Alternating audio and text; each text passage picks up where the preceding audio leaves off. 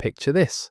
You're reading the most famous flood story in human history, the one about Noah and his ark, when suddenly you discover there's another version, a version that's been buried for over 1600 years. A version where Noah's wife burns down the ark not once but twice.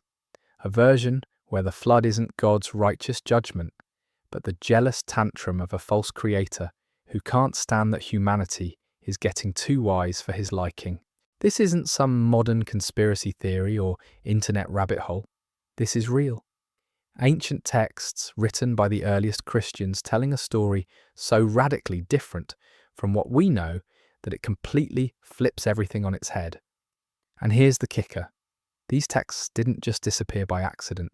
They were systematically hunted down and destroyed by church authorities who couldn't allow this alternative version to survive.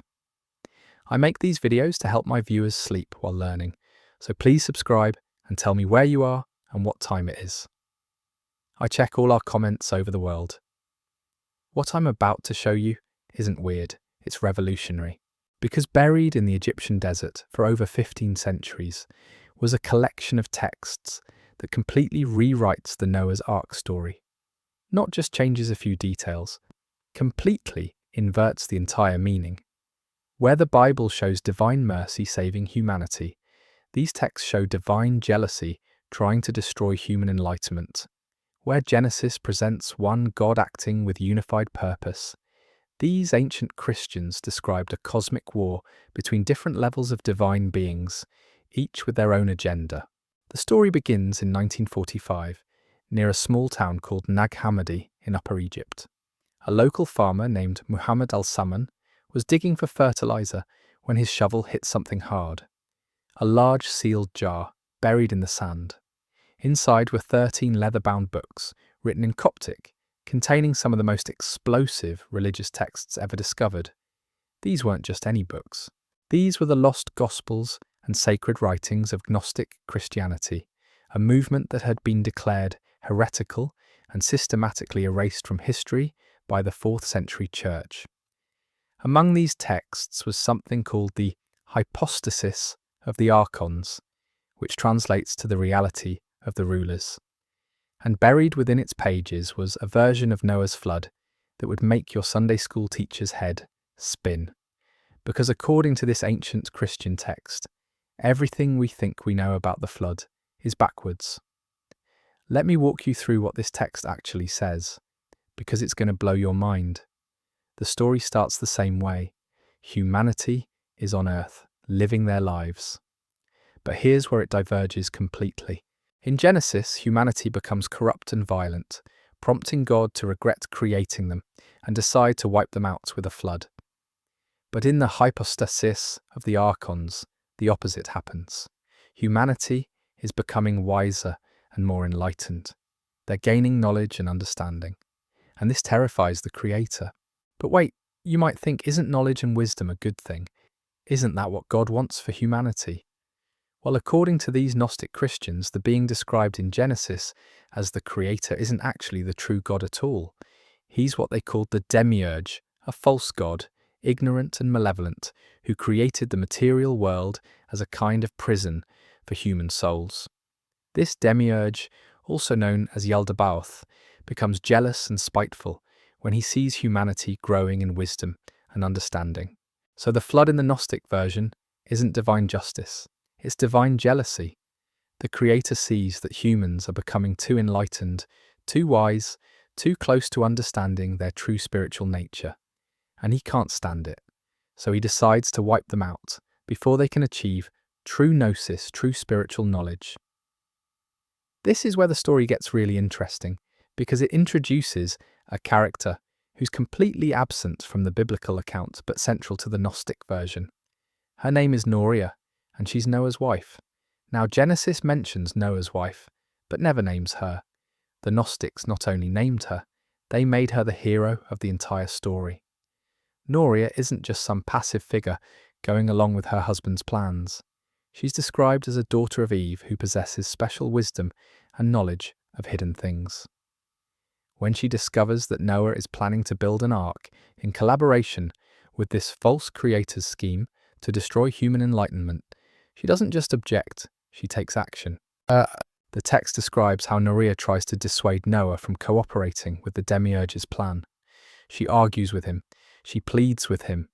She tries to make him understand that this flood isn't coming from the true God, but from a jealous false creator who wants to prevent human spiritual evolution. But Noah refuses to listen.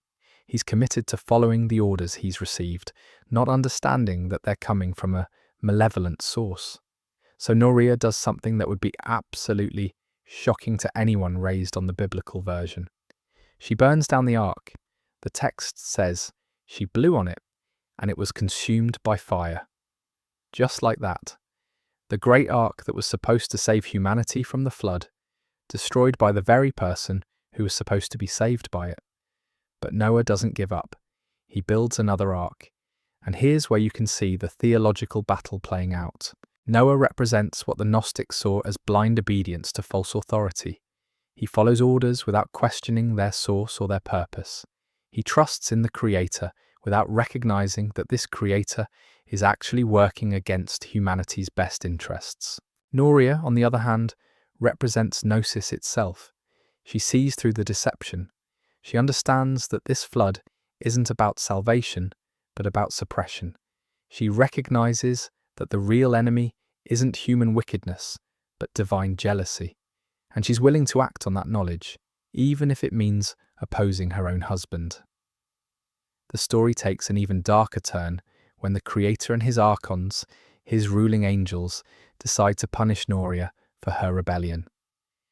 They surround her with the intention of assaulting her, planning to rape her as punishment for destroying the ark and opposing their plans. This isn't just physical violence. It's symbolic of how false spiritual authorities try to violate and corrupt true spiritual insight. But Norea doesn't submit. She defends herself by refuting their false claims and challenging their authority. And in her moment of greatest need, she cries out for help to the true God, the real divine source that exists beyond the material world and its false creator. And help comes not from the biblical God, not from the Creator who ordered the flood, but from a golden angel named Eleleth, whose name means sagacity or wisdom. This angel doesn't just rescue Norea from the assault. He teaches her about her origins, about the true nature of reality, about the difference between the false creator of the material world and the true God of the spiritual realm. He promises her that her descendants will continue to possess this gnosis, this true spiritual knowledge, even as the flood destroys those who remain ignorant. Now you might be wondering how this version of the story ends. Does Norea get saved? Does Noah's second ark survive? What happens to humanity?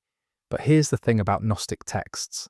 They're not really interested in the physical details of salvation. They're interested in spiritual enlightenment. The real flood isn't the water that destroys bodies. It's the ignorance that destroys souls. The physical ark that Noah builds represents false salvation. It's salvation that comes through blind obedience to authority, through following orders without understanding their true source or purpose. But the real salvation comes through gnosis, through the kind of spiritual knowledge that Norea possesses and that the angel Eleleth teaches. This is why the Gnostic version of the flood story is so radically different from the biblical account. It's not just telling a different version of events, it's presenting a completely different understanding of what salvation means, what God is, and what the relationship between humanity and divinity should be. In the biblical version, salvation comes through faith and obedience. Noah is saved because he trusts in God's commands and builds the ark exactly as instructed. But in the Gnostic version, salvation comes through knowledge and understanding. Norea is saved because she sees through the deception, recognizes the true nature of the Creator, and connects with the real divine source beyond the material world. This isn't just an academic difference. This represents two fundamentally different approaches to spirituality and religion. One emphasizes authority, obedience, and institutional salvation. The other emphasizes personal insight, spiritual knowledge, and direct connection with the divine. But if this version of the story was written by early Christians, if it represents an authentic alternative understanding of these biblical events, then why have most people never heard of it? Why did this interpretation disappear from Christian consciousness for over 1500 years? And why was it buried in the Egyptian desert instead of being preserved in churches and monasteries? The answer to these questions reveals one of the most systematic campaigns of religious suppression in human history. Because the Gnostic interpretation of Noah's Ark wasn't just an alternative reading of Scripture, it was a direct challenge to the authority structure that the institutional church was building in the 4th century. Think about what the Gnostic version implies. If the Creator described in Genesis is actually a false god, if the flood represents divine jealousy rather than divine justice, if salvation comes through personal gnosis rather than institutional authority, then what does that say about the Church's claim to be the sole mediator between God and humanity? The Gnostic Christians weren't just offering different interpretations of biblical stories, they were offering a completely different model of spiritual authority. Instead of salvation coming through church hierarchy, through priests and bishops and institutional sacraments, the Gnostics taught that salvation came through direct personal revelation, through gnosis that could be accessed by anyone willing to seek spiritual knowledge.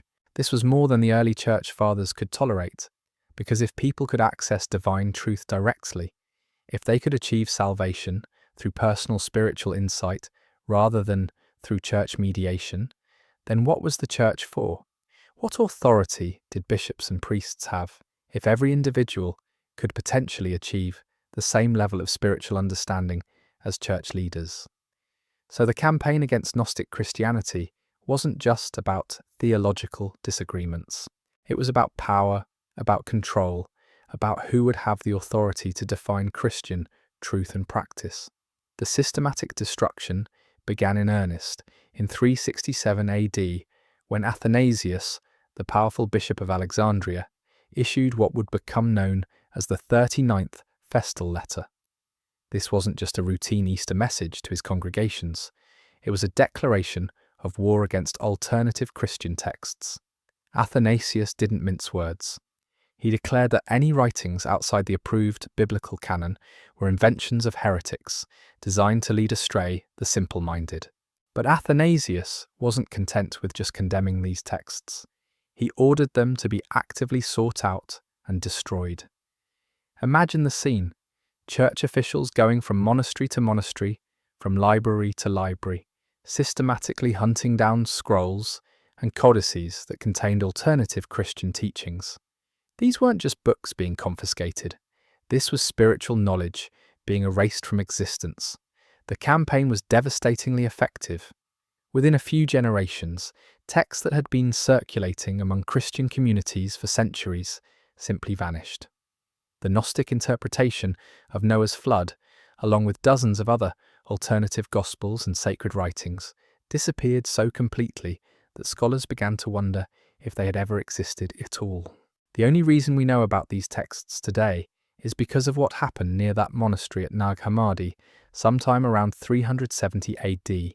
Someone, probably a monk who had access to the condemned texts, made a desperate decision. Instead of allowing these writings to be burned, they would bury them. They would hide them in the desert and hope that someday someone would find them and the truth they contained would see light again. Picture the scene. It's late at night near a Pachamian monastery in Upper Egypt. A figure moves carefully through the darkness, carrying a large sealed jar.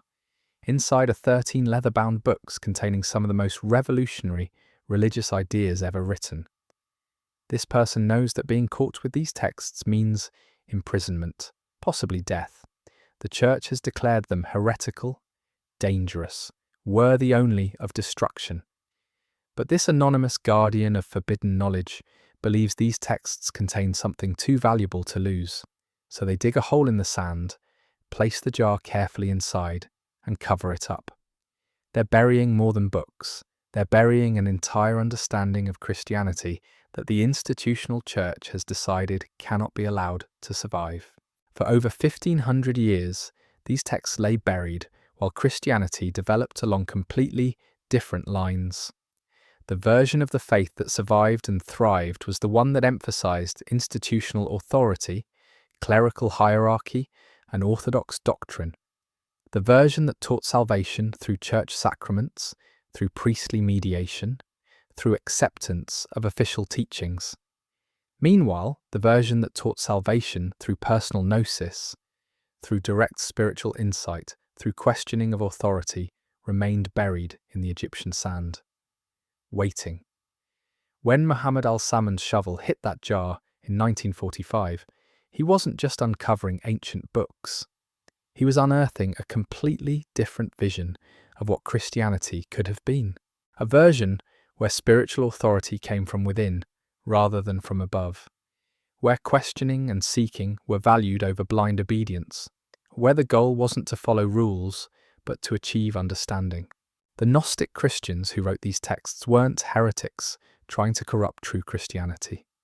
They were early Christians trying to understand the deeper meaning behind the stories and teachings they had inherited. When they looked at the story of Noah's flood, they didn't just see a tale of divine judgment and mercy. They saw a complex allegory about spiritual awakening, false authority, and the struggle between ignorance and enlightenment.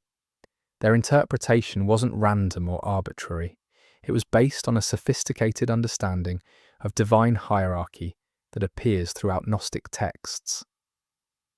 According to this cosmology, the ultimate God, the true source of all existence, was so transcendent and perfect that it couldn't directly create the material world.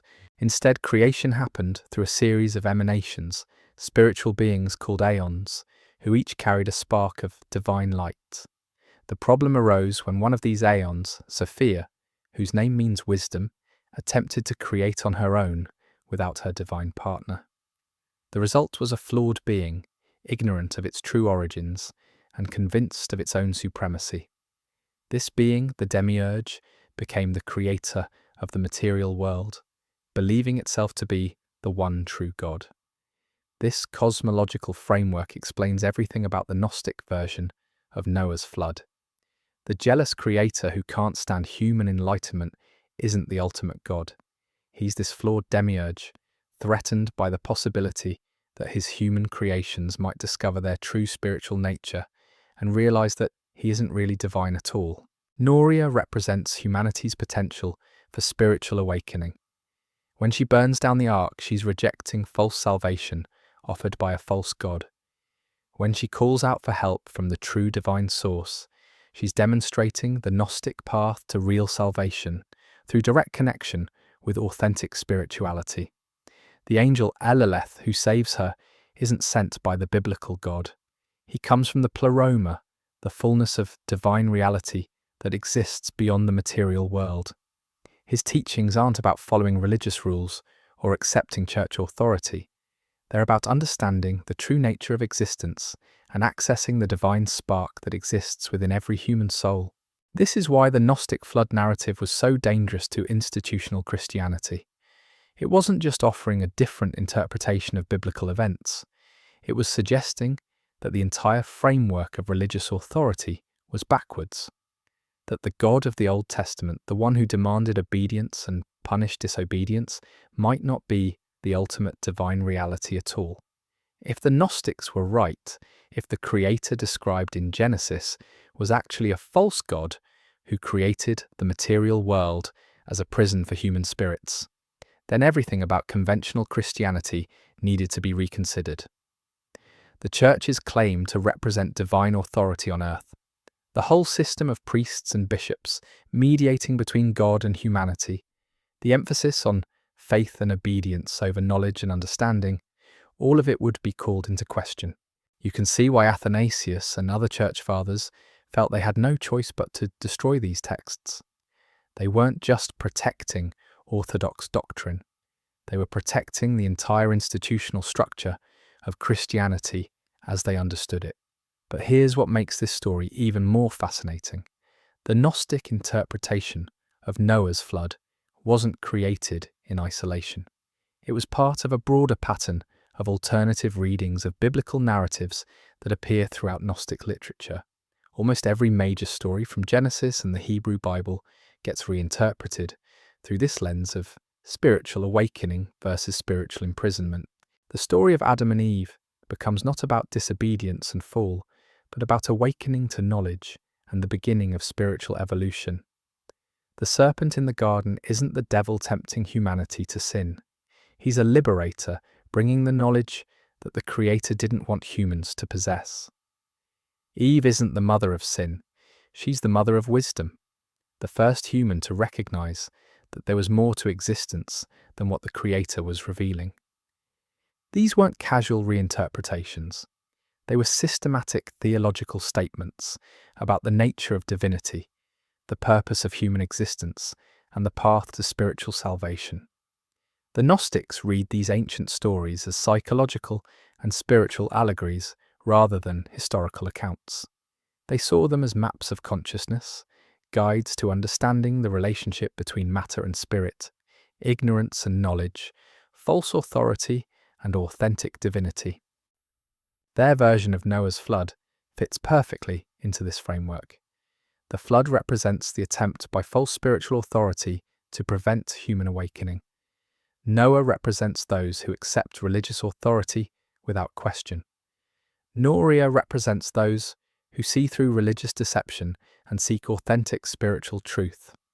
The ark represents institutional salvation that keeps people dependent on external authority.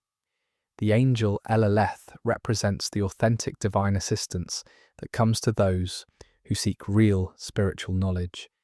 This interpretation wasn't just intellectually sophisticated, it was spiritually practical. It gave people a framework for understanding their own spiritual journey, their own relationship with religious authority, their own quest for authentic divine connection. It suggested that the goal of spiritual life wasn't to obey rules or follow leaders, but to develop the kind of insight that could distinguish between authentic and false spirituality. But this practical spirituality was exactly what made Gnostic Christianity so threatening to institutional religion. If people could develop their own spiritual insight, if they could distinguish between authentic and false divine authority, if they could access salvation through personal gnosis rather than church mediation, then the entire structure of clerical authority would become unnecessary. The stakes were enormous. This wasn't just a debate about biblical interpretation. It was a battle for the future direction of Christianity itself. Would it develop as a religion of external authority and institutional salvation, or as a path of inner knowledge and personal spiritual awakening? History shows us which side won. But the discovery of the Nag Hammadi texts reminds us that the victory wasn't inevitable. For the first few centuries of Christian history, multiple interpretations existed side by side. The Gnostic understanding of Noah's flood was just one example of how early Christians were wrestling with fundamental questions about the nature of God, the purpose of religion, and the path to spiritual fulfillment. The fact that these alternative interpretations had to be systematically destroyed rather than simply debated and defeated suggests that they contained something genuinely challenging, something that couldn't be easily dismissed or refuted. The Gnostic version of Noah's flood wasn't suppressed because it was obviously wrong. It was suppressed because it was dangerously compelling. The appeal of the Gnostic interpretation becomes even clearer when you understand what was happening in the broader Roman Empire during the 4th century. This wasn't just a time of theological debate, it was a period of massive political and social transformation that would reshape Christianity forever. In 313 AD, Emperor Constantine issued the Edict of Milan, granting religious tolerance throughout the empire and effectively ending centuries of Christian persecution. But this apparent victory for Christianity came with strings attached. As the faith moved from the margins to the center of imperial power, it needed to become something the empire could work with. It needed clear hierarchies, unified doctrine, and centralized authority. The problem was that early Christianity had never been unified. Different communities had developed different understandings of Christ's message, different interpretations of Scripture, different approaches to spiritual practice. The diversity that had been Christianity's strength during the persecution years became a liability once the faith needed to function as an imperial religion. Enter the Council of Nicaea in 325 AD. Constantine didn't convene this gathering because he was particularly interested in theological fine points. He needed Christianity to provide social cohesion for his empire, and that required settling the doctrinal disputes that were dividing Christian communities across the Mediterranean world. But here's what's crucial to understand about Nicaea and the councils that followed. They weren't just determining correct doctrine. They were determining which versions of Christianity would be allowed to survive. When the bishops gathered to debate the nature of Christ, the authority of Scripture, and the structure of church leadership, they were essentially deciding which forms of Christian practice would be tolerated and which would be eliminated. The Gnostic understanding of Noah's flood couldn't survive this process because it represented everything the imperial church needed to suppress. It questioned the authority of religious hierarchies. It suggested that salvation didn't require institutional mediation. It implied that ordinary people could achieve the same level of spiritual insight as church leaders through personal gnosis rather than formal ordination. Most dangerously, it suggested that the God described in the Hebrew Bible might not be the ultimate divine reality. This wasn't just theological speculation. It was a direct challenge to the Church's claim that it represented divine authority on earth. If the creator of Genesis was actually a false god, then what authority did bishops have who claimed to speak in that creator's name? You can see why the institutional church felt it had no choice but to eliminate these ideas completely. They weren't just protecting doctrinal purity, they were protecting their own existence as mediators between God and humanity. The suppression wasn't subtle or gradual, it was systematic and brutal. Church officials didn't just condemn Gnostic texts, they actively hunted them down with the backing of imperial authority. Being caught with forbidden writings could result in imprisonment, confiscation of property, even execution. The message was clear. Alternative interpretations of Christianity weren't just wrong. They were dangerous to public order and imperial stability. But the campaign went beyond just destroying books. The Church Fathers launched an intellectual offensive designed to discredit Gnostic ideas so thoroughly that future generations wouldn't even be tempted to explore them. Writers like Irenaeus of Lyon and Hippolytus of Rome produced detailed refutations of Gnostic teachings, but these refutations often misrepresented Gnostic positions to make them easier to attack. For example, they portrayed Gnostic Christians as libertines who believed that, since the material world was evil, moral behaviour didn't matter. This was a complete distortion. Most Gnostic communities were actually extremely disciplined in their spiritual practices, believing that achieving gnosis required careful attention to both moral and intellectual development. They also accused Gnostics of being elitist, of believing that only a chosen few could achieve salvation. Again, this missed the point. Gnostic Christianity did teach that salvation required effort and understanding, but it didn't limit that possibility to any particular social class or ethnic group. Anyone willing to pursue spiritual knowledge could potentially achieve gnosis. These misrepresentations weren't accidental. They were strategic attacks designed to make Gnostic Christianity appear either dangerous or ridiculous to ordinary believers. By the time the Church Fathers finished their campaign, the Gnostic interpretation of biblical narratives, like Noah's flood, had been so thoroughly discredited that most Christians had no idea these alternative readings had ever existed. The success of this suppression was so complete that when scholars in the 18th and 19th centuries began to study early Christian history, they found almost no trace of Gnostic influence. A few hostile references in the writings of Church Fathers, some fragmentary quotations preserved in refutations, but almost nothing that would give a clear picture of what Gnostics actually believed or taught. This is why the discovery at Nag Hammadi was so revolutionary. For the first time in over 1500 years, scholars had access to authentic Gnostic texts written by Gnostics themselves, rather than hostile descriptions written by their opponents. The picture that emerged was completely different from what the Church Fathers had portrayed. The hypostasis of the archons, with its alternative version of Noah's flood, revealed a sophisticated theological system that took biblical narratives seriously while interpreting them through a complex understanding of divine hierarchy and human spiritual potential. This wasn't the crude mythology that Church Fathers had described. It was a carefully developed spiritual philosophy that addressed fundamental questions about the nature of existence, the problem of suffering, and the possibility of transcendence. The text's treatment of Norea as a figure of wisdom and spiritual insight shows how Gnostic Christians understood the relationship between knowledge and salvation. She isn't saved because she follows religious rules or accepts church authority.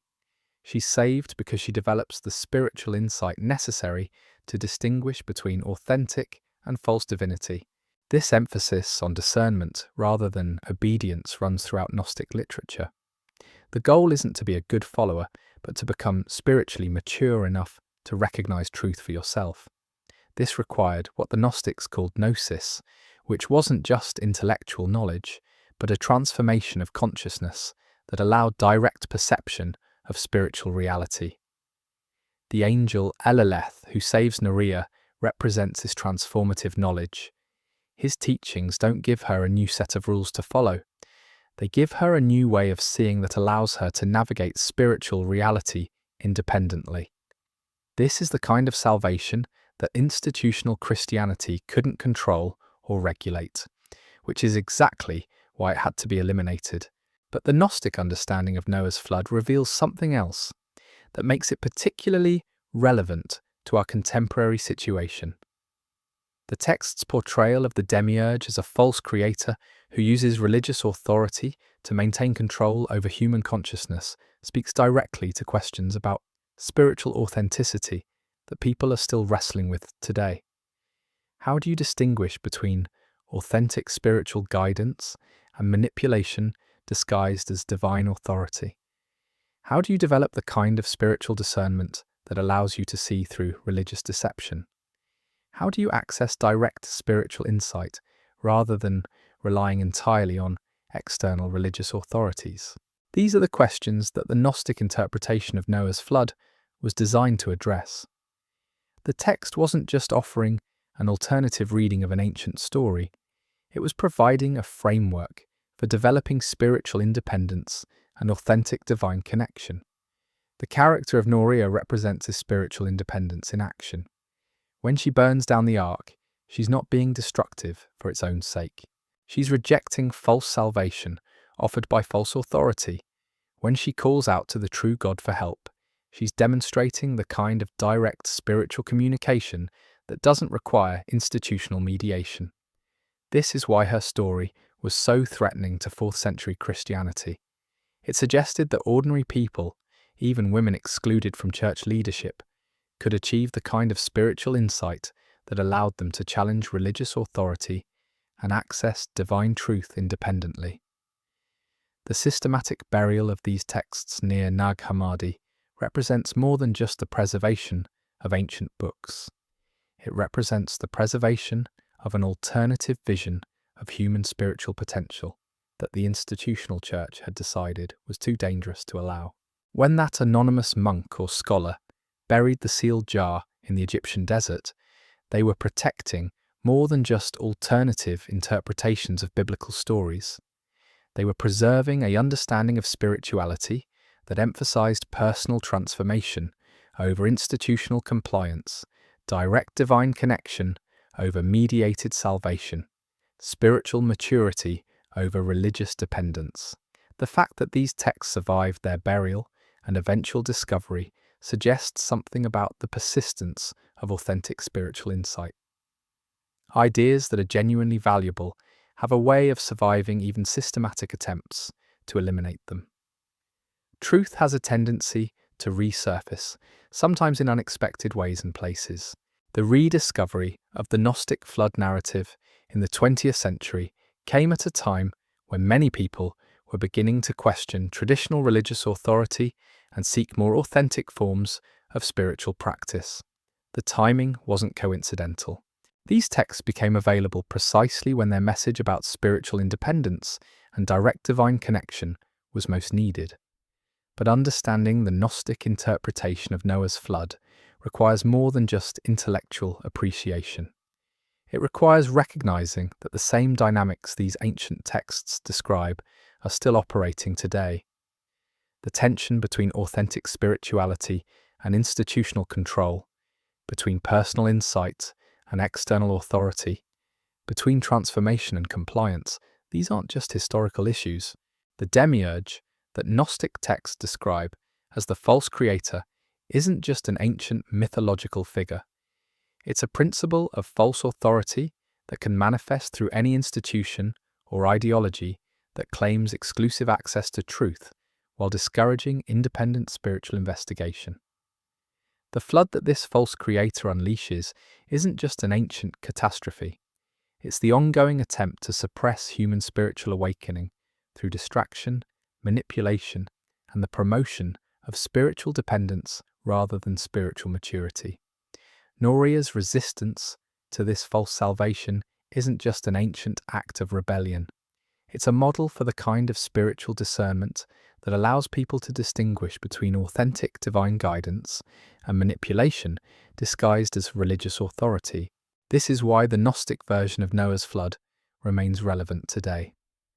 It provides a framework for understanding how spiritual deception operates and how authentic spiritual insight can be developed and maintained.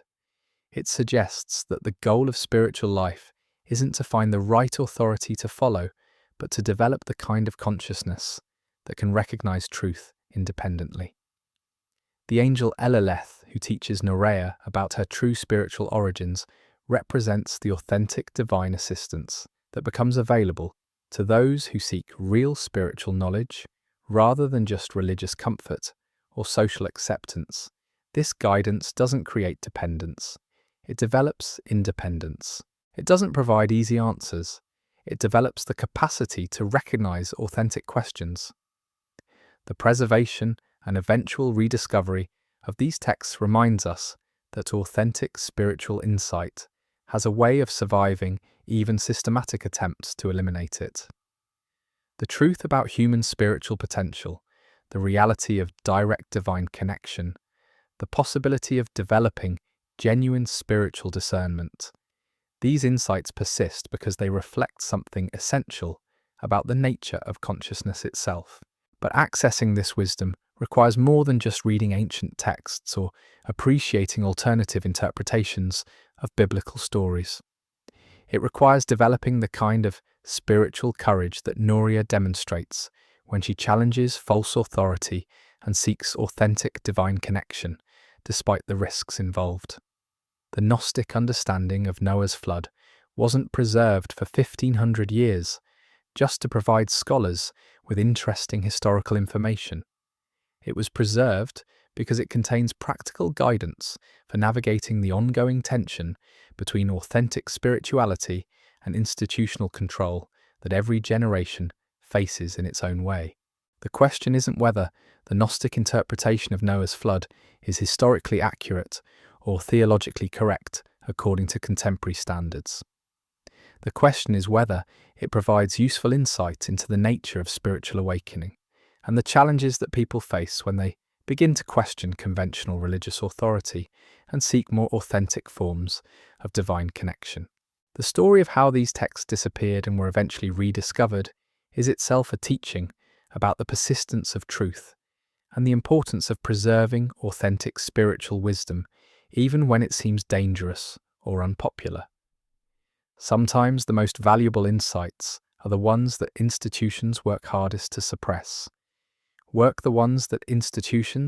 most valuable insights are opular, sometimes when it seems dangerous or hardest to suppress.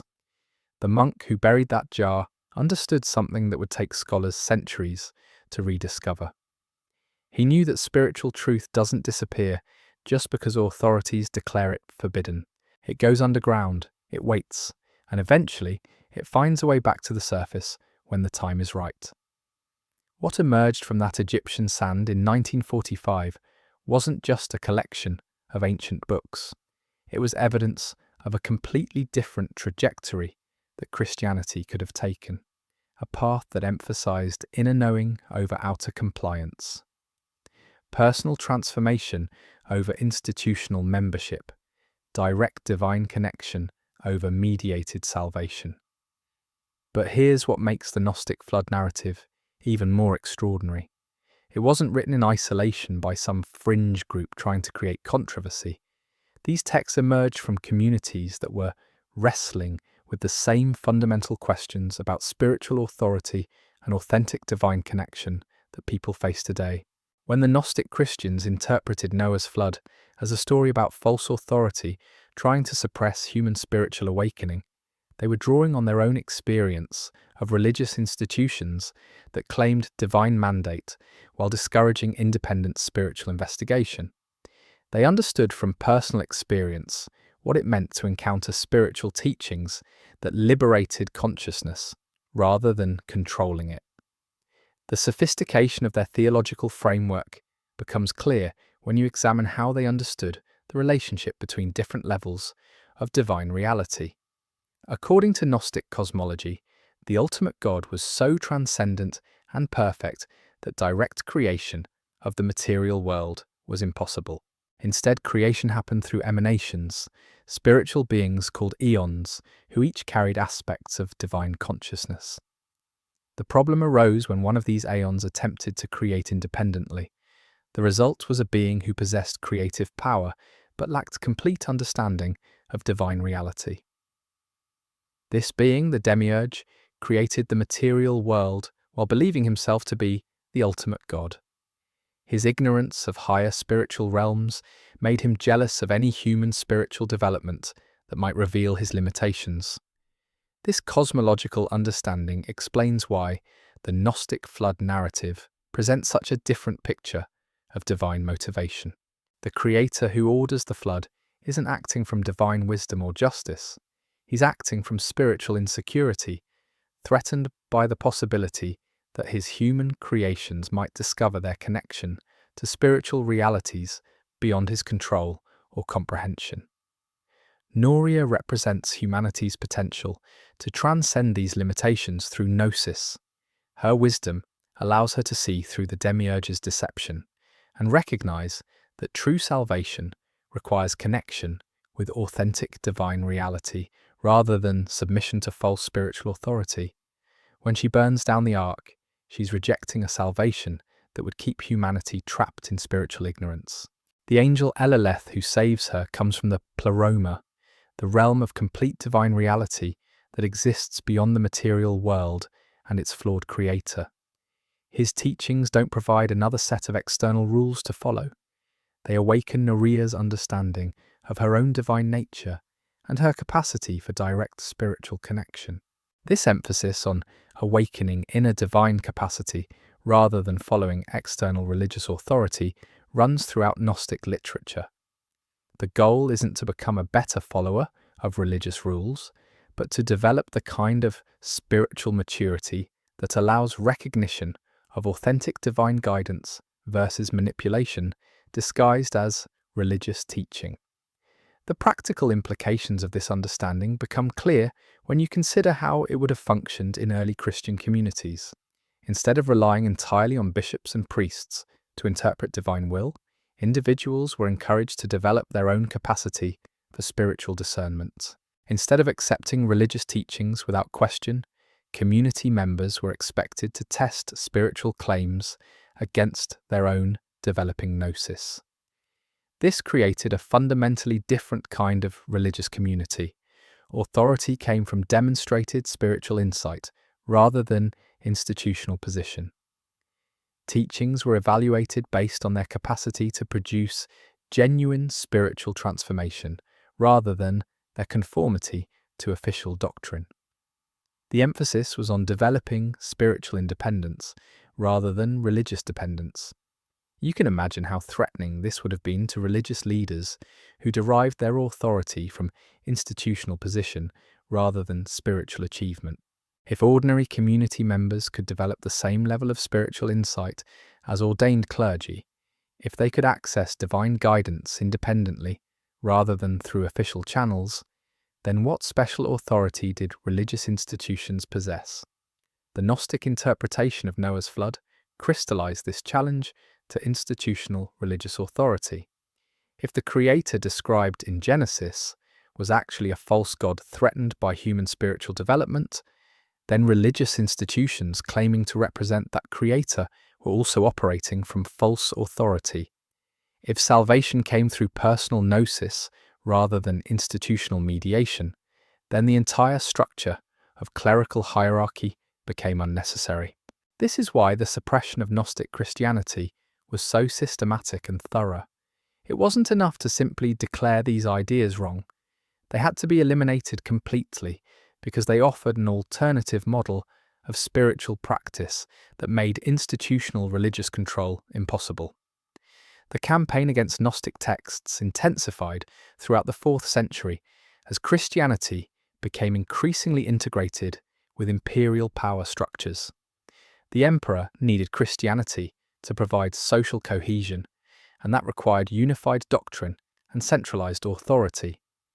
Alternative interpretations that encouraged spiritual independence and questioned religious hierarchy were incompatible with imperial religious policy. But the suppression went beyond just political necessity. There was genuine theological conviction among Orthodox Church Fathers that Gnostic interpretations were spiritually dangerous. They believed that encouraging individual spiritual investigation would lead to chaos, that ordinary people weren't capable of distinguishing between authentic divine guidance and spiritual deception. This represents a fundamental disagreement about human spiritual capacity.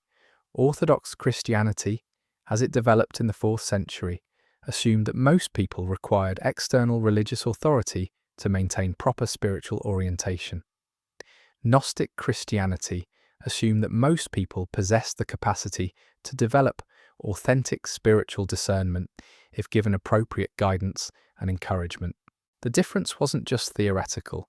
It determined whether Christianity would develop as a religion of spiritual dependence or spiritual independence, whether the emphasis would be on following religious authorities or developing personal spiritual maturity, whether salvation would be understood as institutional membership or consciousness transformation. The historical record shows which approach prevailed, but the discovery of the Nag Hammadi texts reveals that the victory wasn't inevitable. For several centuries, these alternative approaches existed side by side within Christian communities. The suppression of Gnostic Christianity required deliberate institutional effort over multiple generations. The systematic nature of this suppression becomes clear when you examine what happened to other alternative Christian movements during the same period. Montanism, with its emphasis on continuing prophetic revelation, was declared heretical. Adoptionism, which understood Jesus as a human being who achieved divine status through spiritual development, was condemned. Arianism, which questioned Orthodox understanding of the Trinity, was eliminated at the Council of Nicaea. Each of these movements represented different aspects of the spiritual independence that Gnostic Christianity embodied. Montanism suggested that divine revelation continued beyond the apostolic period and could be accessed by ordinary believers. Adoptionism implied that the kind of spiritual transformation achieved by Jesus was potentially available to other humans. Arianism questioned whether Orthodox Trinitarian doctrine was actually supported by Scripture or apostolic tradition. All of these ideas shared a common thread. They suggested that spiritual authority ultimately resided in direct divine connection rather than institutional mediation. They encouraged believers to test religious claims against their own spiritual experience, rather than accepting them on the basis of clerical authority alone. The elimination of these alternative approaches wasn't just about maintaining doctrinal unity. It was about establishing the principle that religious authority flowed from institutional position rather than spiritual achievement. That ordinary believers should accept religious teachings on the basis of clerical authority rather than personal spiritual discernment. That salvation was a matter of institutional membership and sacramental participation rather than consciousness transformation.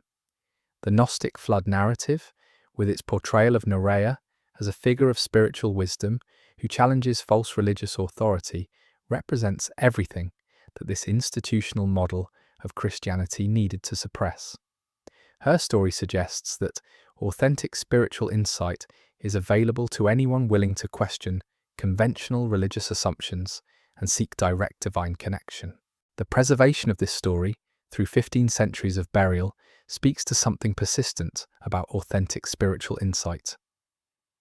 Ideas that reflect genuine understanding of human spiritual capacity have a way of surviving even systematic attempts to eliminate them.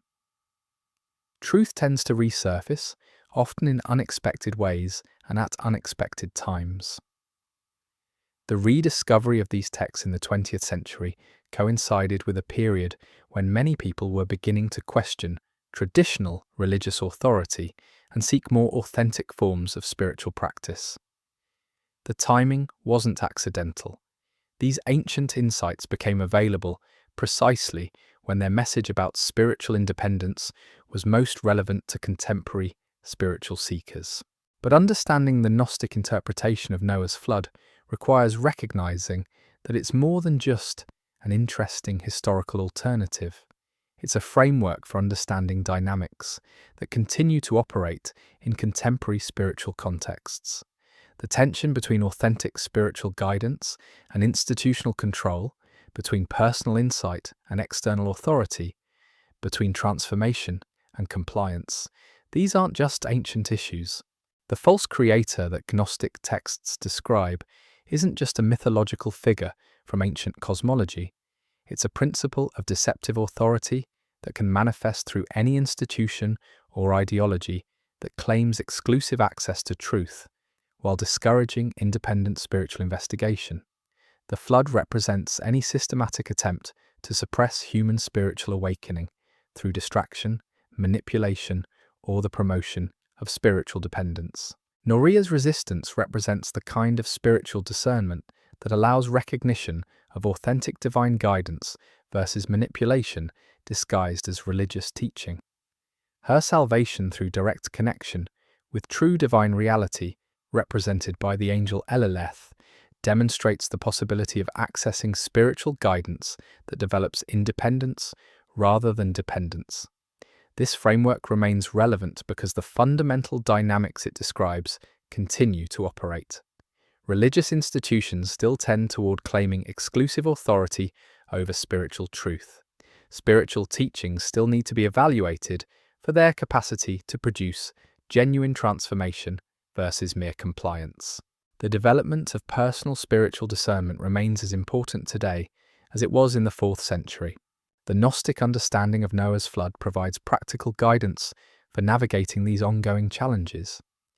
It suggests that authentic spiritual development requires the courage to question conventional religious assumptions, the patience to develop genuine spiritual discernment, and the commitment to seek direct divine connection rather than settling for institutional membership alone.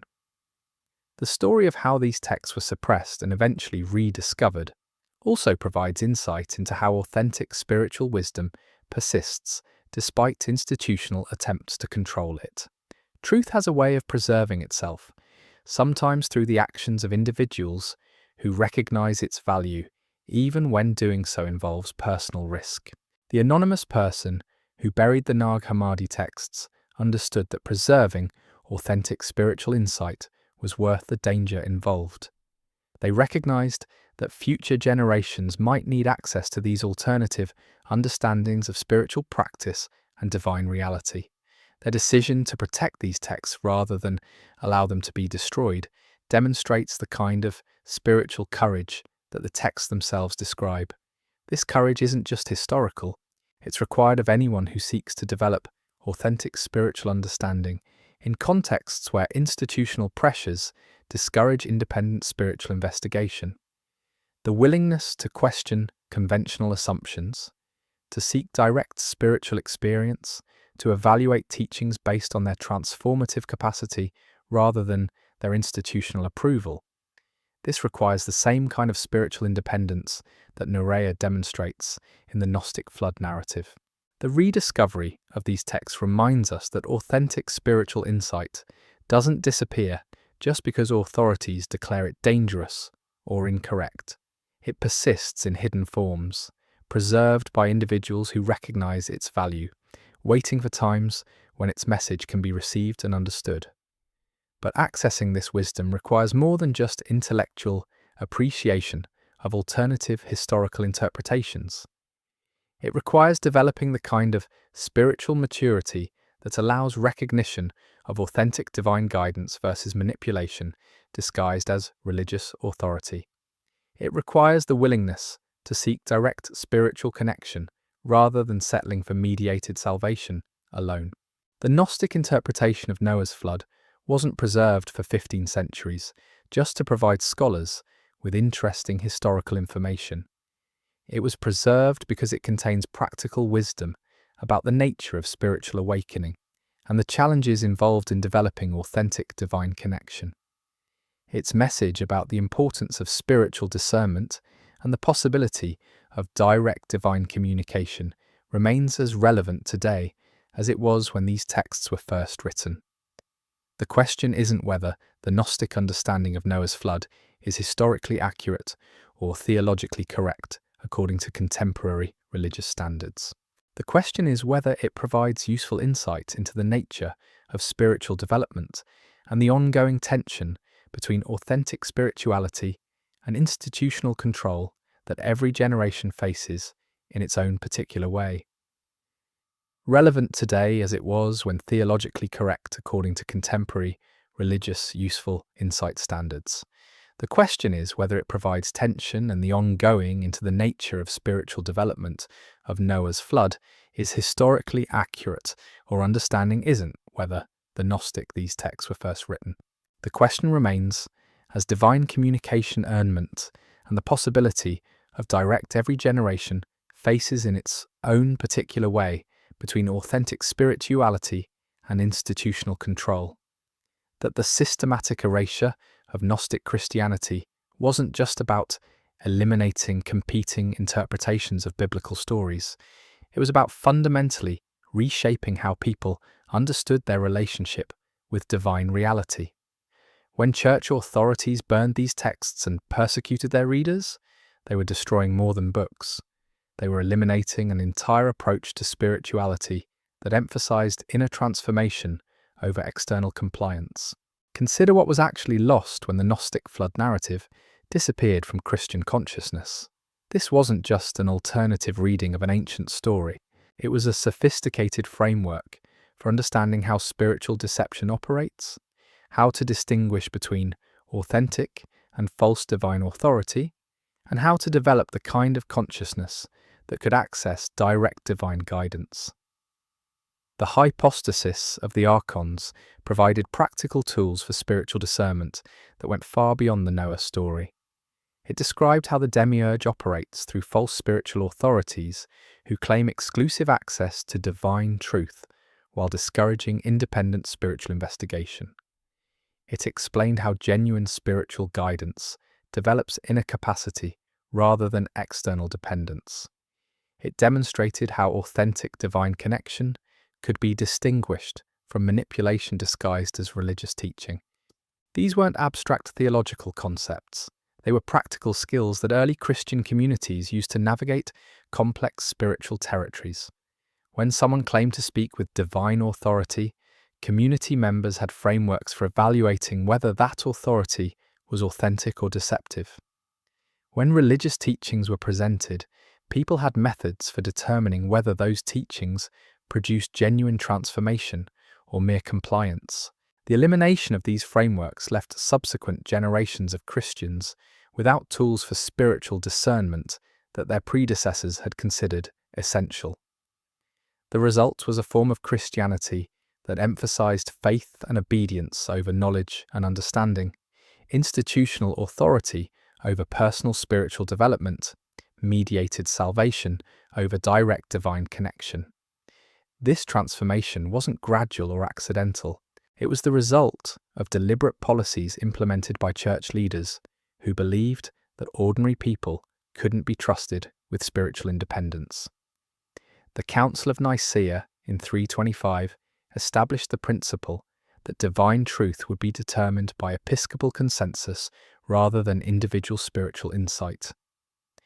The Council of Constantinople in 381 reinforced the authority of church hierarchy over alternative forms of spiritual guidance. But perhaps most significantly, the Council of Ephesus in 431 specifically condemned what they called the Nestorian heresy, which suggested that the divine and human natures of Christ remained distinct.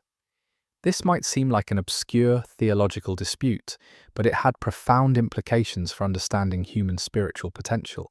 The Gnostic Christians had taught that the same kind of divine consciousness that manifested through Jesus was potentially accessible to other humans through gnosis. If the divine and human natures of Christ were understood as separate, it suggested that other humans might also achieve some form of divine consciousness through spiritual development. But if these natures were understood as uniquely united in Christ alone, then the possibility of other humans achieving similar spiritual transformation was eliminated. The condemnation of Nestorianism effectively closed the door on the idea that ordinary people might develop the kind of spiritual consciousness that the Gnostic texts described. It established the principle that Christ's divine nature was categorically different from human spiritual potential, making it impossible for anyone else to achieve the kind of direct divine connection that the Gnostic flood narrative portrayed.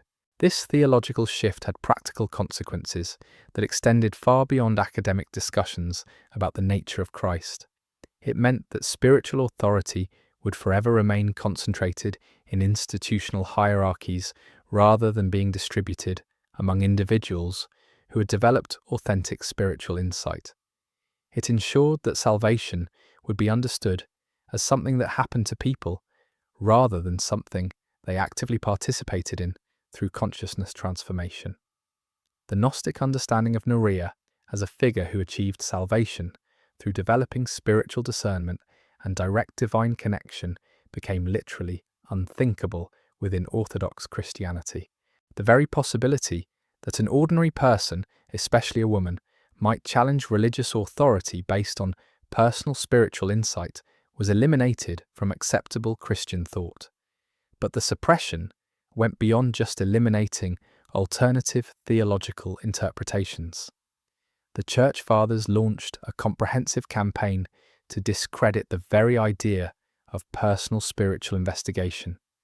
They portrayed any attempt to seek spiritual understanding outside official church channels as dangerous pride or demonic deception. Irenaeus of Lyon, writing in the 2nd century, established the template that would be used for centuries to attack Gnostic Christianity. He didn't just argue that Gnostic interpretations were incorrect. He claimed that the very attempt to seek hidden spiritual knowledge was evidence of spiritual corruption. He portrayed Gnostic teachers as charlatans who used claims of secret wisdom to manipulate vulnerable believers. This rhetorical strategy was devastatingly effective because it made questioning official church teachings seem inherently suspicious. Anyone who suggested that there might be spiritual insights not contained in approved doctrine could be dismissed as either deluded or deliberately deceptive.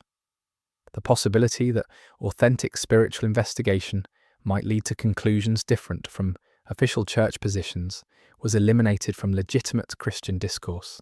Hippolytus of Rome, writing in the 3rd century, refined this approach by systematically misrepresenting Gnostic teachings to make them appear ridiculous or dangerous. He claimed that Gnostics believed the material world was so evil that moral behavior was irrelevant, when in fact most Gnostic communities maintained strict ethical standards. He suggested that Gnostic emphasis on spiritual knowledge led to intellectual arrogance, when Gnostic texts consistently emphasized humility and careful discernment. These distortions weren't corrected because there were no Gnostic texts available to provide alternative perspectives. By the time these attacks were written, the systematic suppression of Gnostic literature was already well underway. Future generations of Christians would know Gnostic teaching only through hostile descriptions written by their opponents. The success of this campaign created a form of Christianity that was fundamentally different from what had existed in the first few centuries. Early Christian communities had been characterized by diversity of interpretation, experimental approaches to spiritual practice, and ongoing revelation through prophetic gifts.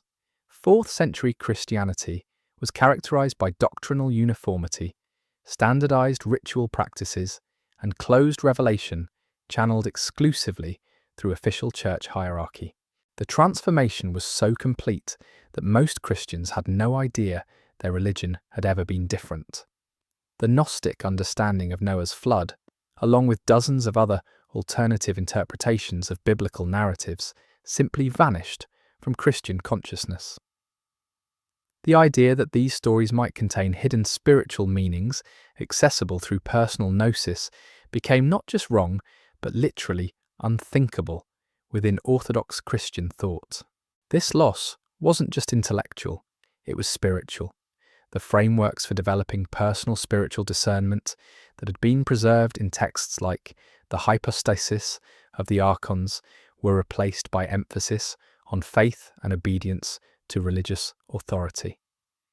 The possibility of direct divine connection was replaced by dependence on sacramental systems administered by ordained clergy. The goal of consciousness transformation was replaced by emphasis on moral compliance and doctrinal correctness. The practical consequences of this shift become clear when you examine how medieval Christianity developed. The Church became increasingly focused on maintaining institutional authority rather than facilitating individual spiritual development. Religious education emphasized memorization of approved doctrine rather than development of spiritual discernment. Mystical experiences that didn't conform to official expectations were treated with suspicion rather than recognition. When medieval mystics like Meister Eckhart or Johannes Tauler began describing direct experiences of divine reality that resembled Gnostic teachings, they faced intense scrutiny from church authorities. Their writings had to be carefully crafted to avoid charges of heresy, even when they were describing authentic spiritual experiences that earlier Christian communities would have recognized and valued. The suppression was so thorough that when Renaissance scholars began studying early Christian history, they found almost no trace of the diversity that had characterized the first few centuries of the movement. They assumed that Christianity had always been essentially uniform in its basic teachings, and that alternative interpretations had been minor deviations from established orthodoxy. This misunderstanding persisted into the modern period. Even scholars who were sympathetic to alternative forms of Christianity had little access to authentic Gnostic sources. They had to reconstruct Gnostic teachings from fragmentary quotations preserved in the writings of church fathers who had been determined to discredit them. The discovery of the Nag Hammadi library in 1945 changed everything. For the first time in over 15 centuries, scholars had access to authentic Gnostic texts written by Gnostics themselves. The picture that emerged was completely different from what church fathers had described. The hypostasis of the archons revealed sophisticated theological thinking that took biblical narratives seriously while interpreting them through a complex understanding of divine reality and human spiritual potential. The text's treatment of Norea as a figure of wisdom who achieves salvation through spiritual insight rather than institutional compliance showed how Gnostic Christians understood the relationship between knowledge and liberation. But perhaps most significantly, these texts revealed that the suppression of Gnostic Christianity hadn't been motivated primarily by theological concerns. It had been motivated by the threat that Gnostic approaches to spirituality pose to institutional religious control. The emphasis on personal spiritual development, direct divine connection, and individual discernment was incompatible with the kind of centralized religious authority that the 4th century church was trying to establish. The rediscovery of these texts in the 20th century coincided with a period when many people were beginning to question traditional religious authority and seek more authentic forms of spiritual practice. The parallels weren't accidental. The same dynamics that had led to the suppression of Gnostic Christianity in the 4th century were still operating in contemporary religious contexts. People who sought to develop personal spiritual insight rather than simply accepting religious teachings on the basis of institutional authority faced similar pressures to conform or be marginalized. Religious institutions still tended to discourage independent spiritual investigation that might lead to conclusions different from official doctrine. The possibility of direct divine connection that didn't require clerical mediation was still treated with suspicion by many religious authorities. The Gnostic flood narrative spoke directly to these contemporary concerns because it provided a framework for understanding how spiritual deception operates and how authentic spiritual insight can be developed and maintained. Norea's story wasn't just an ancient tale about challenging false religious authority, it was a model for the kind of spiritual courage required to seek authentic divine connection in any context where institutional pressures discourage independent spiritual investigation. The angel Elileth, who saves Norea and teaches her about her true spiritual origins, represents the authentic divine guidance that becomes available to those who seek real spiritual knowledge, rather than just religious comfort or social acceptance. This guidance doesn't create dependence on external authority. It develops the capacity to recognize truth independently and maintain spiritual orientation even when conventional religious wisdom proves inadequate. The practical implications of this understanding become clear when you consider how it would function in contemporary spiritual contexts.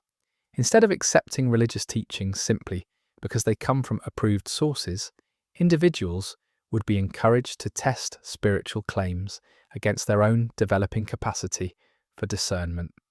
Instead of relying entirely on external religious authorities to interpret divine will, people would be expected to develop their own ability to recognize authentic spiritual guidance.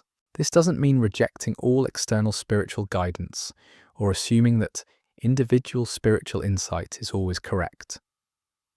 The Gnostic texts consistently emphasize the importance of careful discernment and community wisdom, but it does mean developing the kind of spiritual maturity that can distinguish between guidance that develops independence and guidance that creates dependence, between teaching that produces genuine transformation and teaching that merely ensures compliance. The Gnostic understanding of the flood as an attempt by false spiritual authority to prevent human awakening provides a framework for recognizing similar dynamics in contemporary contexts.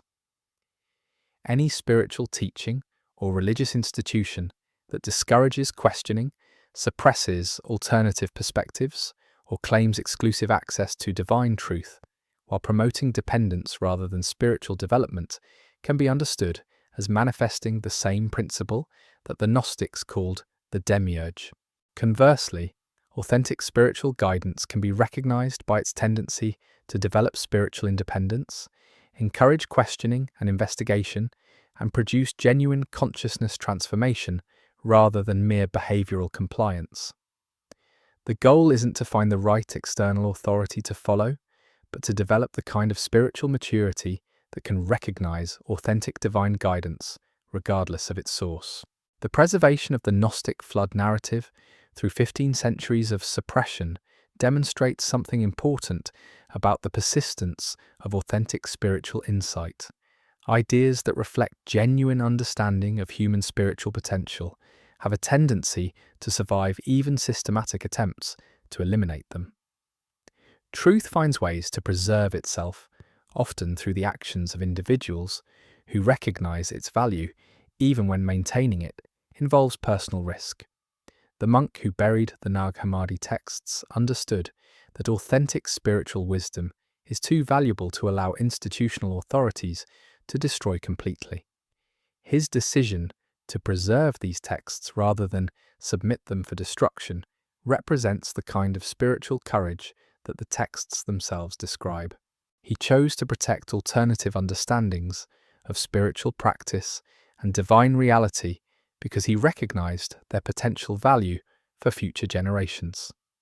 This kind of courage is still required today.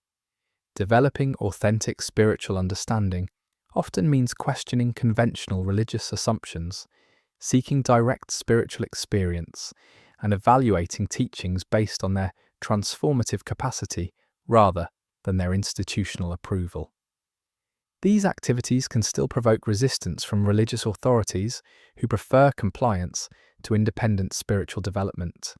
But the rediscovery of texts like the hypostasis of the archons reminds us that authentic spiritual insight has a way of surviving even systematic attempts to suppress it.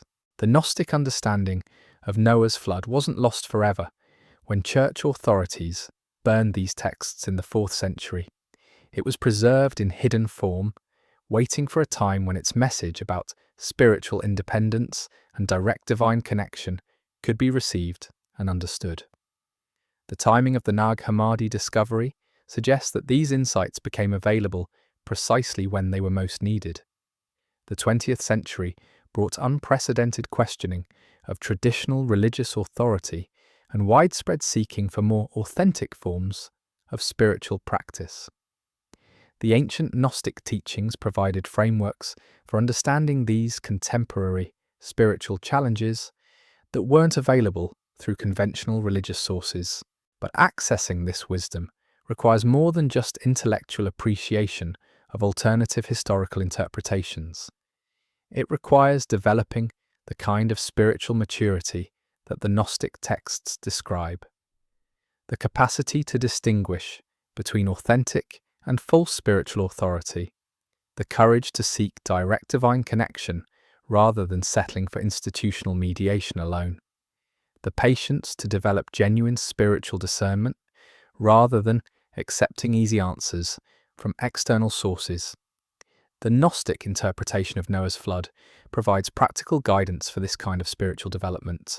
Norea's story demonstrates that authentic spiritual insight is available to anyone willing to question conventional assumptions and seek direct divine connection. Her salvation comes not through accepting external religious authority, but through developing the spiritual discernment necessary to recognize authentic divine guidance. The flood itself represents the ongoing attempt to suppress human spiritual awakening through distraction, manipulation, and the promotion of spiritual dependence rather than spiritual maturity. Understanding this dynamic allows recognition of similar patterns in contemporary contexts, where institutional pressures discourage independent spiritual investigation. The angel Eleleth, who teaches Norea about her true spiritual origins, represents the authentic divine assistance that becomes available to those who seek genuine spiritual knowledge rather than just religious comfort. This guidance doesn't provide another set of external rules to follow. It awakens understanding of inner divine capacity and the possibility of direct spiritual connection that doesn't require institutional mediation. This framework remains relevant because the fundamental dynamics it describes continue to operate in contemporary spiritual contexts. Religious institutions still tend toward claiming exclusive authority over spiritual truth. Spiritual teachings still need to be evaluated for their capacity to produce genuine transformation versus mere compliance. The development of personal spiritual discernment remains as crucial today as it was when these ancient texts were written. The systematic suppression of Gnostic Christianity in the 4th century wasn't just a historical event. It established patterns of institutional religious control that continue to influence contemporary spirituality. Understanding how this suppression operated and why it was considered necessary provides insight into ongoing tensions between authentic spiritual development and institutional religious authority. The rediscovery of the Gnostic flood narrative reminds us that alternative approaches to spirituality have always existed, even when they've been driven underground by institutional pressure. The possibility of direct divine connection, personal spiritual development, and individual discernment isn't a modern innovation. These approaches to spirituality have ancient roots and sophisticated theological foundations.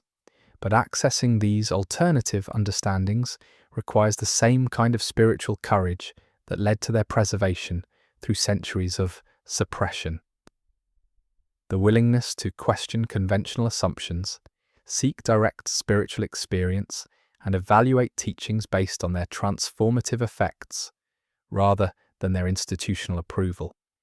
This courage isn't just historical. It's required of anyone who seeks to develop authentic spiritual understanding in contexts where institutional pressures still discourage independent spiritual investigation. The Gnostic understanding of Noah's flood wasn't preserved for 15 centuries just to provide interesting historical information. It was preserved because it contains practical wisdom about the nature of spiritual awakening and the challenges involved in maintaining authentic divine connection. Its message about the importance of spiritual discernment and the possibility of direct divine communication remains as vital today as it was when these texts were first buried in the Egyptian desert, waiting for a time when their revolutionary insights could once again see the light of day. The light of day. The implications of what we've uncovered go far beyond ancient religious disputes or scholarly debates about early Christian diversity. When you strip away the academic language and historical analysis, what emerges is a fundamental question about the nature of spiritual authority and human consciousness that speaks directly to our contemporary moment. Think about what the Gnostic flood narrative actually represents in practical terms.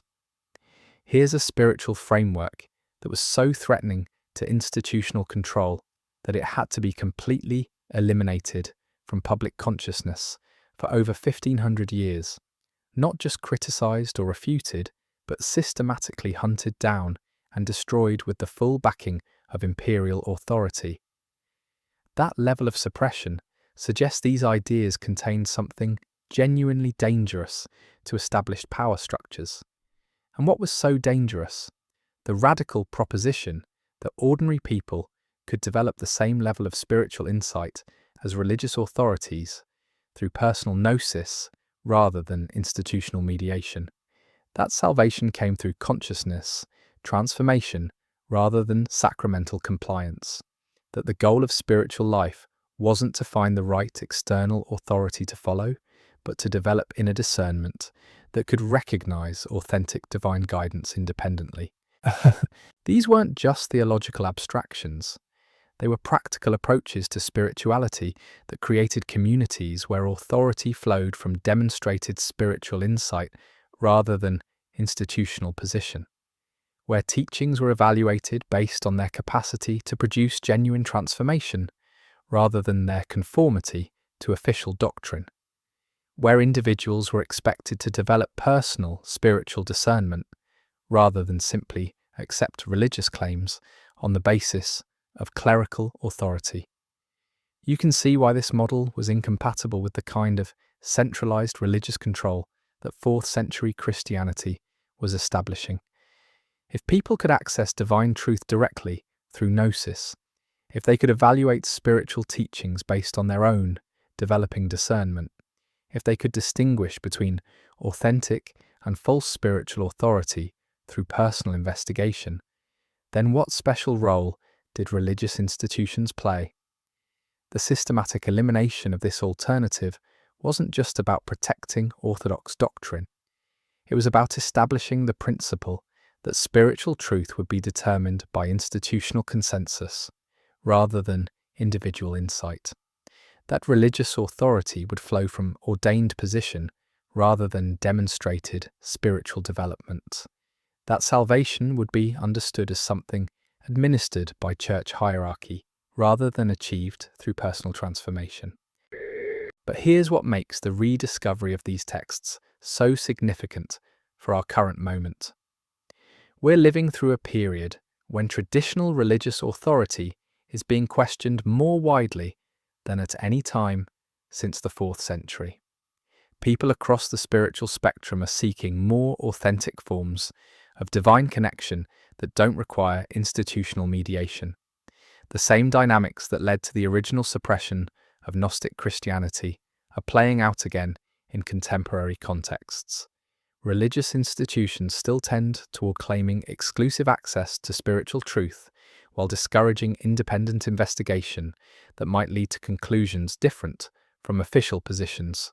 Spiritual seekers still face pressure to accept teachings on the basis of external authority rather than testing them against their own developing capacity for discernment.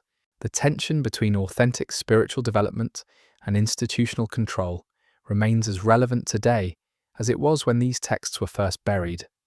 The Gnostic flood narrative provides a framework for understanding these contemporary spiritual challenges that isn't available through conventional religious sources. It offers practical guidance for distinguishing between authentic spiritual guidance and manipulation disguised as religious authority. It demonstrates how genuine divine connection can be achieved through personal spiritual development rather than institutional compliance. Most importantly, it suggests that the capacity for this kind of spiritual discernment isn't limited to special individuals or elite spiritual practitioners. Norea isn't portrayed as someone with extraordinary supernatural abilities. She's described as an ordinary person who develops the spiritual insight necessary to see through religious deception and access authentic divine guidance. Her story implies that the same potential exists in anyone willing to question conventional assumptions and seek direct spiritual connection. This democratization of spiritual authority is what made Gnostic Christianity so threatening to institutional religion in the 4th century. It suggested that the kind of consciousness transformation that religious authorities claimed to facilitate through their mediation was actually accessible to individuals through their own spiritual development. That the divine connection which institutions claim to provide through their sacraments could be achieved through personal gnosis.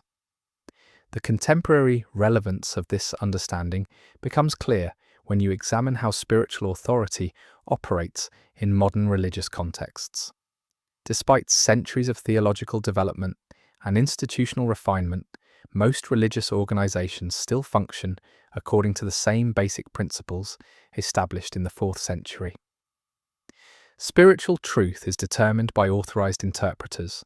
Religious authority flows from institutional position.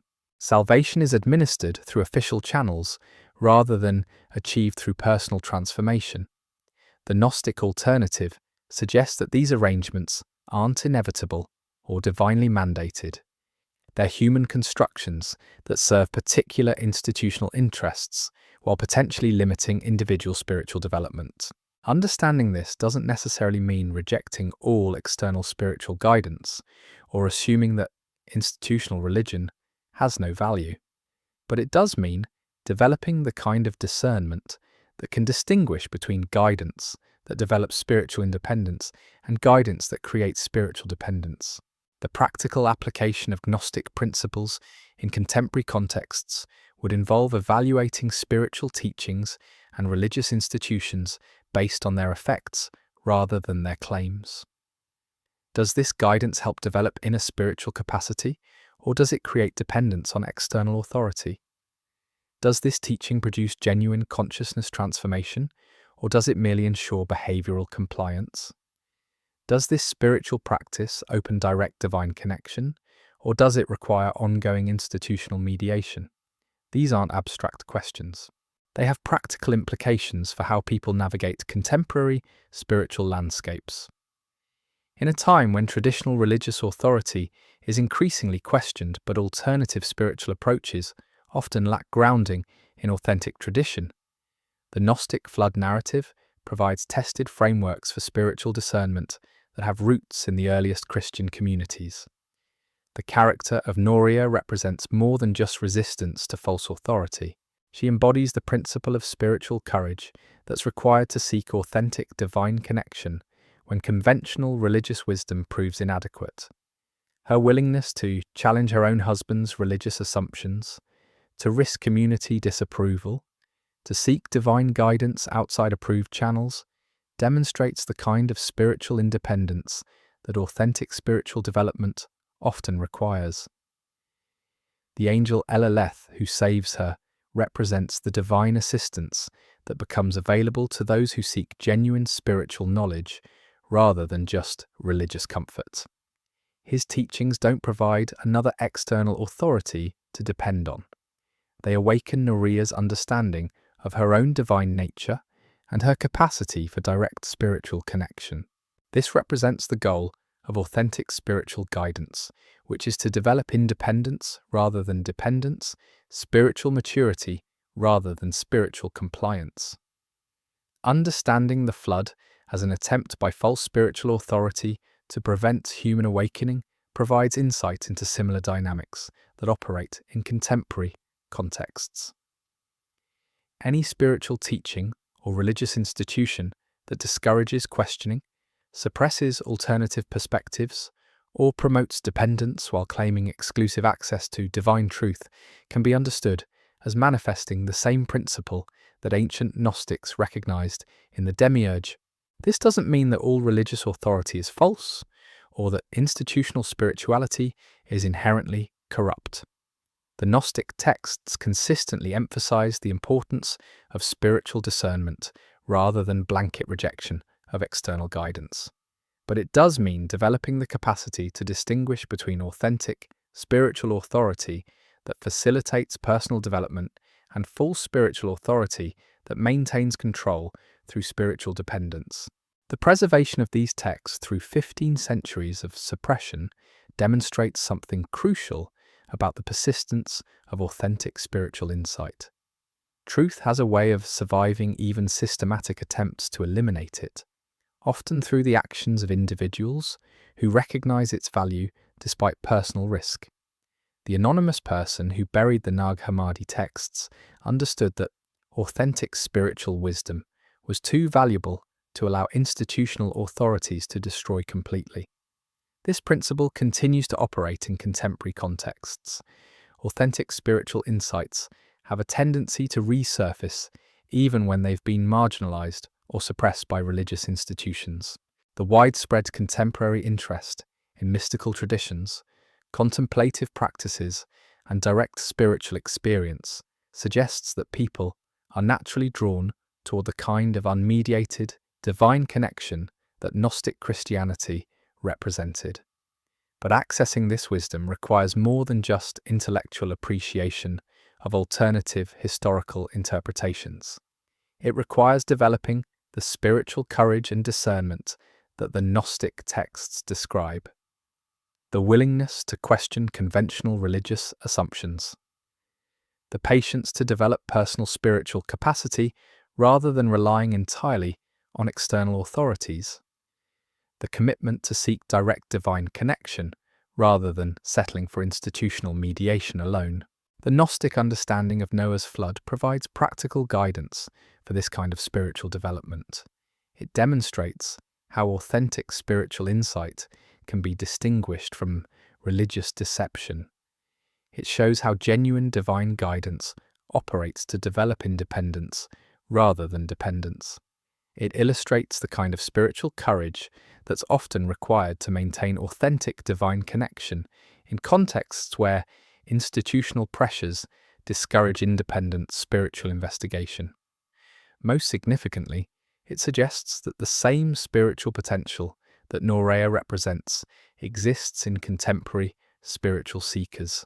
The capacity to see through religious deception, to access direct divine guidance, to develop the kind of spiritual discernment that allows navigation of complex spiritual territories without depending entirely on external religious authorities. This isn't about rejecting all spiritual guidance or assuming that individual insight is always correct. The Gnostic texts consistently emphasized the importance of careful discernment and community wisdom. But it is about recognizing that authentic spiritual development ultimately depends on developing inner capacity rather than external compliance, personal transformation rather than institutional membership, direct divine connection rather than mediated salvation alone. The timing of the Nag Hammadi discovery wasn't coincidental. These ancient insights became available precisely when contemporary spiritual seekers were most ready to receive and understand them. The systematic questioning of traditional religious authority that characterizes modern spirituality created space for alternative approaches that had been suppressed for over a millennium. But the rediscovery of these texts doesn't automatically translate into practical spiritual wisdom. Understanding requires more than just reading alternative interpretations of ancient stories. It requires developing the kind of spiritual maturity that can recognize authentic divine guidance when it appears and maintain spiritual orientation, even when conventional religious wisdom proves inadequate. The Gnostic flood narrative wasn't preserved through centuries of suppression, just to provide historical curiosity or academic interest. It was preserved because it contains practical wisdom about the nature of spiritual awakening that remains as relevant today as it was when these texts were first written. The challenge isn't just understanding what these ancient Christians believed, but developing the spiritual capacity to apply their insights in contemporary contexts where the same basic dynamics between authentic spirituality and institutional control continue to operate. The question that emerges from studying the Gnostic interpretation of Noah's flood isn't whether these ancient Christians were correct in their theological interpretations. The question is whether their approach to spiritual development, their emphasis on personal discernment, their commitment to direct divine connection offers practical guidance for contemporary spiritual seekers who are navigating similar challenges in their own search for authentic spiritual understanding. The systematic suppression of these ideas in the 4th century created a form of Christianity that emphasized institutional authority over personal spiritual development. The rediscovery of these texts in the 20th century provides access to alternative approaches that have been lost for over 15 centuries. But understanding these alternatives requires more than just intellectual appreciation. It requires the same kind of spiritual courage that led to their preservation through centuries of institutional suppression. The story of Norea burning down the ark isn't just an ancient tale about challenging false religious authority. It's a model for the kind of spiritual independence that authentic divine connection often requires. Her willingness to reject false salvation, to seek authentic divine guidance despite social pressure, to develop the spiritual discernment necessary to distinguish between true and false divine authority, represents capacities that remain essential for anyone seeking genuine spiritual development in any era.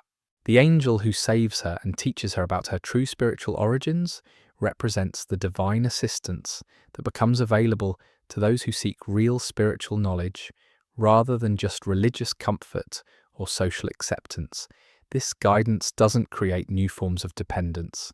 It awakens understanding of inner divine capacity that allows independent spiritual navigation.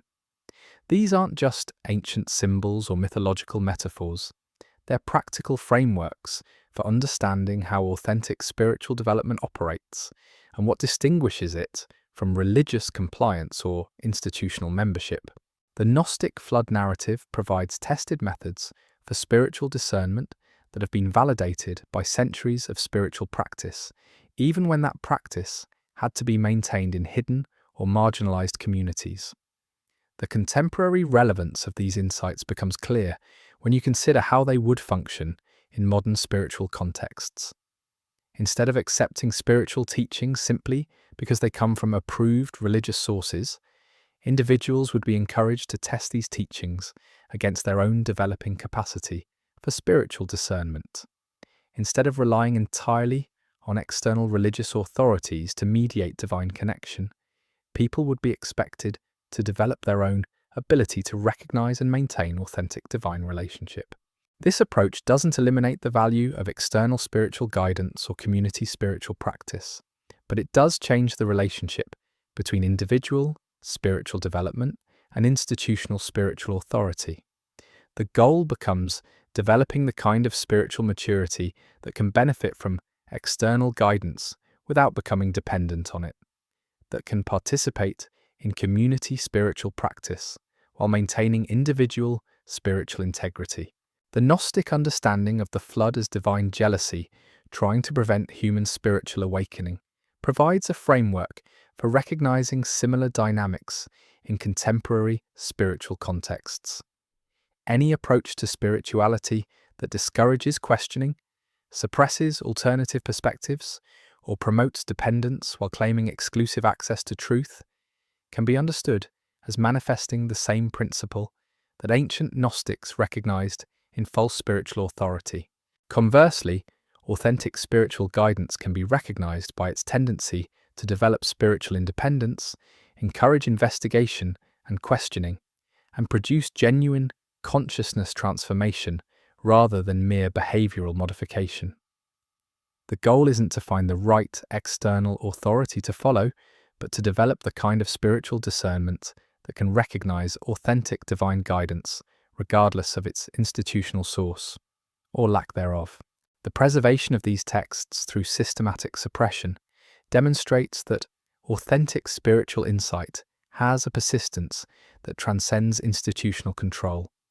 Ideas that reflect genuine understanding of human spiritual potential survive even deliberate attempts to eliminate them, often finding unexpected ways to resurface when historical conditions allow their reception and understanding. So here we are, standing at the edge of a story that's been buried for over 15 centuries, finally seeing daylight again. The true Gnostic origin of Noah's Ark wasn't just an alternative reading of an ancient story. It was a complete framework for understanding how spiritual awakening works, how to recognize authentic divine guidance, and why those in power will always try to suppress the kind of knowledge that sets people free. When you really think about it, the fact that these texts had to be literally buried in the desert tells you everything you need to know about how threatening real spiritual independence is to institutional control. But truth has this funny way of surviving, doesn't it? Even when they burn the books, even when they hunt down the teachers, even when they try to erase entire ways of thinking from history, someone always buries a jar in the sand, someone always digs it up centuries later, and suddenly we remember what we were never supposed to forget.